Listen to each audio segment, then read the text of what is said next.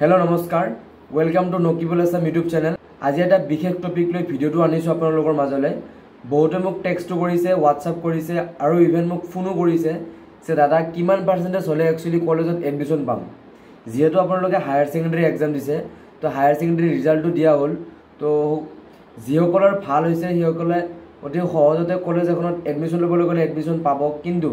যিসকলৰ অলপ পাৰ্সেন্টেজটো কমি গৈছে হেসকলৰ অলপ টেনশন হৈ আছে So টেনশন কৰিবলগীয়া একোৱে নাই হায়াৰ সেকেন্ডাৰী পিছত যেতিয়া আপোনালোকে বিএ বা বিএসসি এডমিশন লব যাব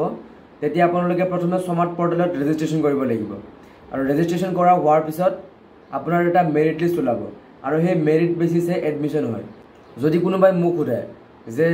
এবাৰ কিমান পাৰ্সেন্টেজ হলে একচুয়ালি কলেজত এডমিশন পাম দেন সেইটো মই ডাইৰেক্টলি ক'ব নোৱাৰিম কিন্তু বস্তুটো হ'ব অনলাইনত আৰু স্মাৰ্ট পৰ্টেলত অনলাইন কৰাৰ পিছতহে হ'ব আপোনালোকে যেতিয়া স্মাৰ্ট পৰ্টেলত অনলাইন কৰিব তেতিয়া আপোনালোকৰ যিখিনি ডকুমেন্ট আছে ক্লাস 10 এৰ হোক 12 এৰ হোক 12 এৰ মাৰ্কশিটটো আপলোড কৰিবই লাগিব আৰু আপলোড কৰাৰ পিছত তাতে আপোনালোকৰ পাৰ্সেন্টেজটো থাকিব আৰু সেই পাৰ্সেন্টেজ বেচিছ এটা মেৰিট লিষ্ট ওলাব আৰু যেটো মেৰিট লিষ্টত মানে প্ৰত্যেকবাৰে আপোনালোকৰ কাট অফটো চেঞ্জ হৈ থাকে এতিয়া ধৰক 2021 ত এটা আছিল কাট অফ 2022 ত এটা আছিল 2023 ত এটা আছিল ইভেন মই 2024 ত এডমিশন লৈছিলো তেতিয়া সময়টো কাট অফটো অলপ বেলেগ আছিল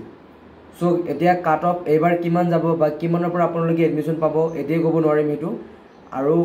মেৰিট লিষ্ট ওলোৱাৰ পিছতহে আপোনালোকৰ এডমিশনটো হ'ব